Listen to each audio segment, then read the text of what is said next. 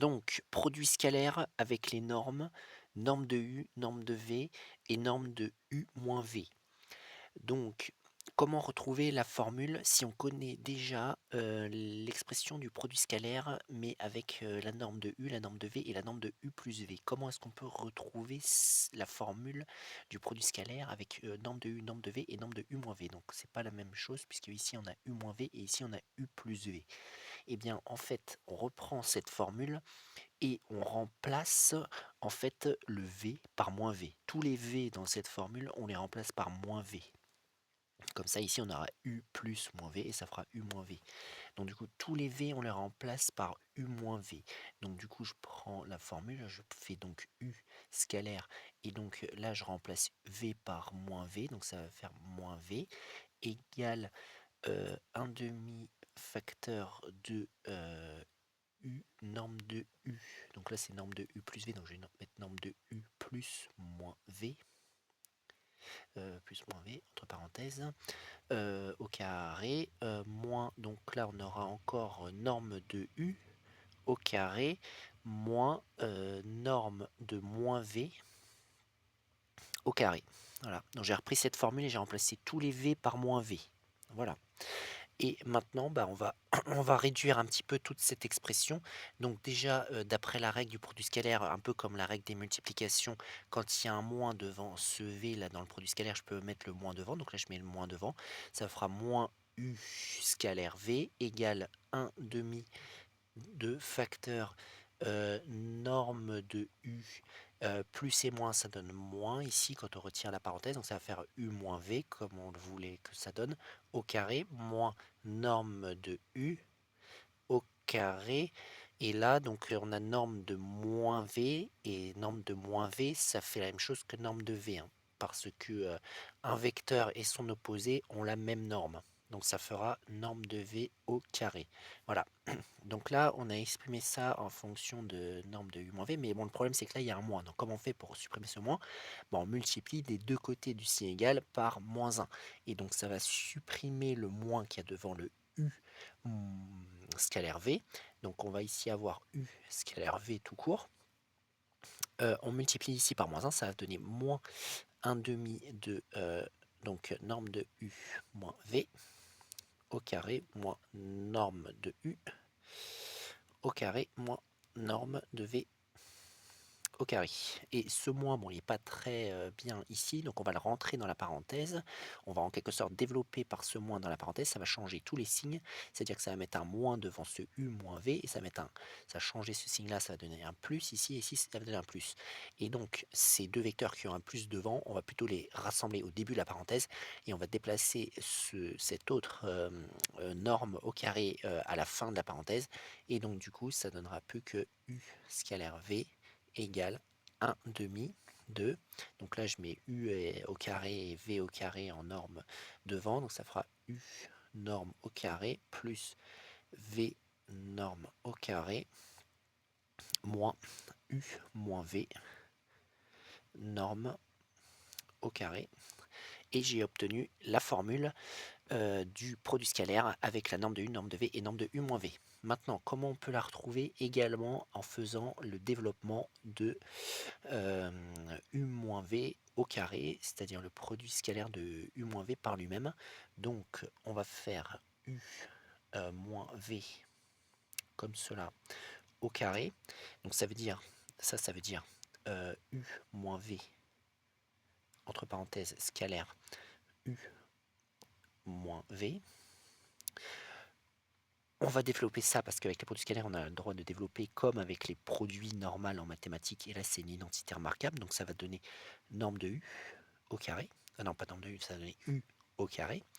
Moins 2 U scalaire V plus V au carré. Identité remarquable, deuxième identité remarquable qu'il faut bien connaître. Maintenant, égal. Donc, norme de U au carré qui est égal à U scalaire U, parce qu'un vecteur scalaire lui-même est égal à sa norme au carré. C'est quelque chose qu'il faut savoir. Donc c'est égal à moins 2 U scalaire V. plus, donc là on a la même chose, on a v au carré, ça donne norme de v au carré, puisque un vecteur scalaire lui-même, ça fait sa norme au carré. Et de l'autre côté, je rappelle qu'on avait u moins v au carré. Bah ça c'est un vecteur scalaire lui-même. Et un vecteur scalaire lui-même, c'est sa norme au carré. Donc on fait la norme de u moins v. C'est comme si on appelait u moins v w, et on a w scalaire w, ça fait w, le vecteur w, sa norme au carré, donc ça fait u moins v, sa norme au carré. Voilà. Donc maintenant, nous, notre but dans cette expression, c'est d'isoler le produit scalaire u scalaire v. Bon, ici, on voit qu'on a un moins devant. Bon, ce qu'on va faire, c'est qu'on va multiplier toute l'expression à gauche et à droite par moins 1, ça va changer les signes de chaque terme. Donc ça va faire apparaître un moins devant ici, ça va donner u moins v au carré, moins u moins v au carré. Donc ensuite, il y a un moins également qui apparaît ici. Donc là, j'ai multiplié par moins 1 des deux côtés du signe égal. Ici, ça change, ça donne un plus. C'est ce qu'on souhaite puisqu'on ne veut pas avoir de moins devant le produit scalaire u scalaire v. Et moins norme de v. V au carré. Voilà. Donc là, j'obtiens une égalité, mais mon but, c'est d'avoir le produit scalaire de u scalaire v. Il faut que j'isole u scalaire v. Donc comment faire? Bon bah, on va passer norme de u au carré et norme de v au carré de l'autre côté déjà. Comment on fait ça? On additionne des deux côtés par norme de u au carré et par norme de v au carré. Du coup, ils vont se supprimer sur la droite et ils vont apparaître sur la gauche. Ça va nous donner norme de u au carré plus norme de v au carré. Donc moins norme de u moins v au carré, qui va plus être égal qu'à 2u scalaire v. Voilà. Donc là, on progresse pour obtenir le produit scalaire de u scalaire v en fonction de la norme de u, de la norme de v et de la norme de u moins v. Mais maintenant, il faut supprimer ce 2. Donc pour cela, on va multiplier des deux côtés par un demi, ou alors diviser par 2 des deux côtés, ça revient au même, hein, parce que diviser par 2 c'est la même chose que multiplier par un demi. Donc ça va nous donner un demi, facteur de norme de u au carré, plus norme de v au carré, moins norme de u moins v au carré, égale u scalaire v. Et voilà, on a obtenu le produit scalaire de u et v en fonction de la norme de u, de la norme de v et la norme de u moins v. Voilà. Juste petite précision, ici on peut mettre très bien u moins v ou v moins u. Ça revient au même, puisque ça donne en fait des vecteurs opposés et la norme de vecteurs opposés est la même. Donc on peut très bien mettre u moins v ou v moins u. Et donc là nous avons un exemple. On nous donne un triangle ABC avec la longueur de chacun des côtés et on nous demande de calculer le produit scalaire de AC, donc AC scalaire AB. Bon, et bien quand on est dans cette situation, on va bien se rendre compte qu'on a en fait la norme du vecteur AC, la norme du vecteur AB, mais aussi la norme du vecteur AC moins AB, ou AB moins AC, ça revient au même. Donc on va appliquer la règle de calcul du produit scalaire avec les normes. Donc du coup ça va nous donner AC scalaire AB qui va être égal à, avec la soustraction des normes. Pourquoi? Parce que imaginons qu'on fait AC moins AB, ça va être égal à, donc quand il y a un moins devant un vecteur, ça donne son opposé. Donc quand on a des vecteurs qui définissent avec 2 points, ça inverse les lettres, donc ça fera AC plus BA. Si on remet cela dans le bon ordre, c'est-à-dire le BA devant et le AC après, donc on inverse juste les positions, on remarque qu'on a la relation de Schall, et avec la relation de Schall qui permet avec deux vecteurs d'obtenir un seul vecteur, quand on a une lettre à l'extrémité et une autre à l'origine, ça fait BC ici. BA plus AC, ça fait BC. Par conséquent, on voit bien qu'on peut, et on aura donc la norme de BC. La norme de BC, nous l'avons dans ce triangle. Donc on peut appliquer cette formule, ça va donner 1 demi de norme de AC au carré, plus norme de AB au carré plus norme de AC moins AB au carré.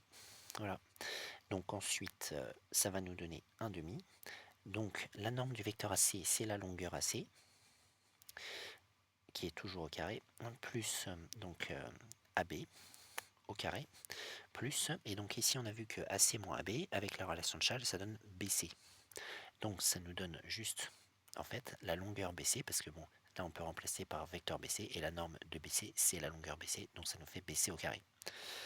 Égale 1 demi, on remplace par AC par sa valeur, ça fait 10 au carré, plus AB qui est égal à 3 au carré, plus BC qui est égal à 9 au carré, égale 1 demi. Donc là on passe au calcul, ça nous fait 100 plus 9.